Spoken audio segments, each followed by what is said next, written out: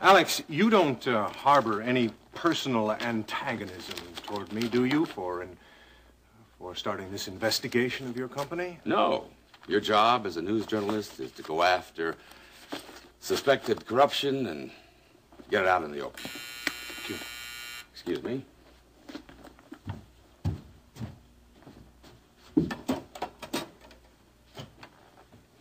Yes, Ashley. Who? Why, yes, of course. Bring him right in. I want to thank you for your time, Alex. I know how busy you are. Now, I want you to always come to me directly, and I want you to let me know if you get in any trouble. Thank you.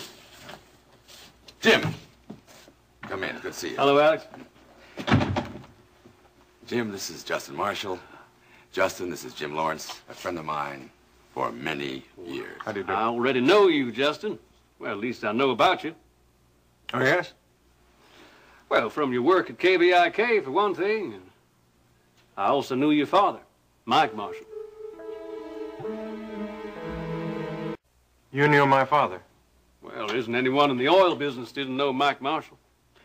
And like everyone else, I was very sad to hear about his death. I thought very highly of him. Thank you. Well, it's terrible what business pressures can drive a man to do. Taking his own life. I was deeply affected by the news. It's nice to meet someone who knew and respected him as I did. Now, he'd be very proud of the work you're doing. I'd like to think so. James Lawrence. Lawrence Petroleum. Galveston, Texas? That's right.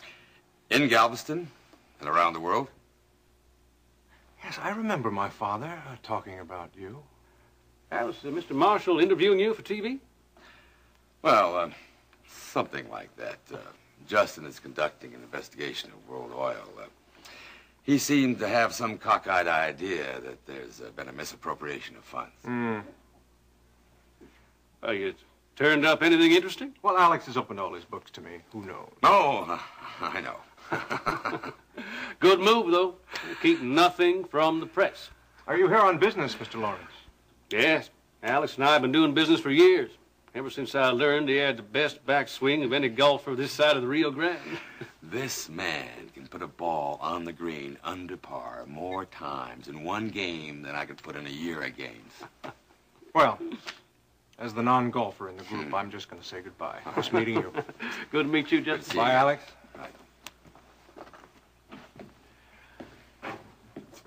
I get the impression that Justin Marshall's not a reporter to be taken lightly in this investigation. Yes, he is very thorough. I think he'd be good at anything he did. He's a very persistent young man. Yeah, here you go. Thank you, Ryan. Well, you gonna call it a day? Yes, Iris and I are going to meet Hank Biddle and his wife for dinner, and if I don't get a little rest first, I don't think I can stay awake for his incessant stories of fishing. How are you feeling these days, huh? Fine. Why? Does it look like the pace is catching up with me? No, not at all. I'm real happy to see you're working here in the office more since you recovered. Well, I'm not sure I'm so happy, but... Means you're thinking about Iris, right? Well, it's difficult being 25 years apart, and, well, you know, I want to make up for lost time. Well, I suppose if Dennis had accepted your offer of a job here, that would have made things a little easier, right? Yes, it would have made things easier, but, you know, there's no use wishing for what we can't have.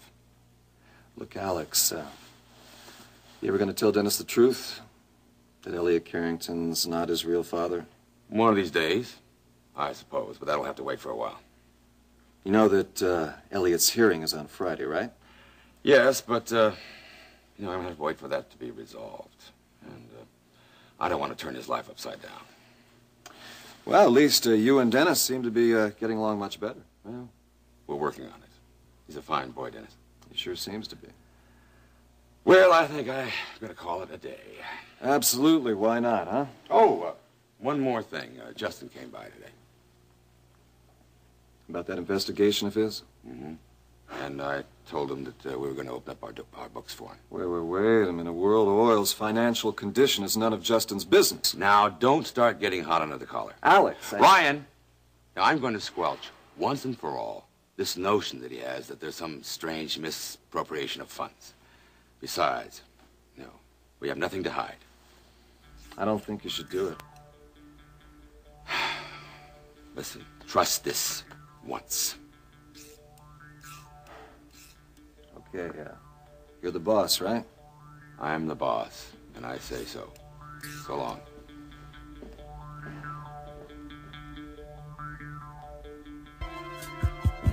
Pete, it's Jim. How are things down there in Galveston? Well, you can take care of that, I'm sure. No, I can't get back there just yet. Got a few problems here I need to take care of. Unfortunately, the Carrington girl didn't work out as well as I thought she would. Yeah, I had a little trouble with her. Well, it's not important. She's no loss. Don't think she could have given us much on Wheeler anyway. But there is something I want you to work on right away. Now, it seems some hotshot reporter has stumbled onto something at World Oil. His name's Justin Marshall. Well, it's too late for that. Wheeler's given him the go-ahead to check all the books. Now, is our man still in bookkeeping? I don't care how you do it. Just see that Marshall doesn't find out anything. No, I don't want something to happen to him. Not unless all else fails. Just keep everything hushed up until this investigation's over. Understand? Good.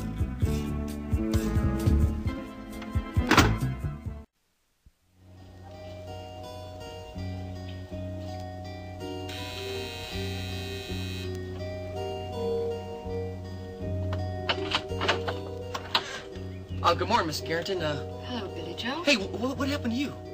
Billy Joe, Hey, it looks like somebody gave you a black eye or something. I'm sorry. I really don't have time to talk right Oh, now. is Mr. Carrington at home? No, he's at the station. Why? Oh, well, I didn't mean just drop by like this, but, well, I went to the Top of the World Club to see how you were doing. You know, I've been real worried about you ever since you came by my apartment the other day, and, well, when Alfredo said you weren't coming in, Billy Joe, listen, I really appreciate your concern, but I'm fine. And then at the Packard Hotel when I ran into you, you were looking like you were in trouble or something. What was that about the Packard Hotel? Oh, hello, Mr. Carrington. Long time no see, Mr. Carrington. Yes, it has been quite a while. I didn't know you were living here with Dennis and Mrs. Carrington. Oh, it's a temporary arrangement. Oh, I see. What was that you were saying about the Packard Hotel? Oh, yeah, the Packard Hotel. Well, I was there the other day to see this big shot about a client that I handle. Client? Oh, you probably don't know about this, but I'm managing a singing star now. No, I didn't know. Yes, Billy Joe is, working hard for a country and western singer. She's gonna be real big, too. Her name's Elena Decker. Decker. Is she related to the man that works for Alex Wheeler? Ricky Decker, yeah, that's her brother, but don't judge her by him. I mean, she's got nothing to do with him and nothing like him at all. She's got real class. Oh, I see. Well, what does your boss here think about you working at another job? Doesn't work for me anymore, Elliot. Oh, when did that happen? I guess I quit about 3 weeks ago. Oh. Isn't that right, Mrs. Carrington? Yeah, about then. I sure hope you understand about that, Mrs. Carrington. You see, it takes a lot of time to develop a singer's career, and I'm going to put all the time that's necessary to... Would you pardon me, Billy Joe? I have a lot of things to do. Oh, yeah, sure. So, you were seeing about your client's business when you ran into Paige at the Packard Hotel?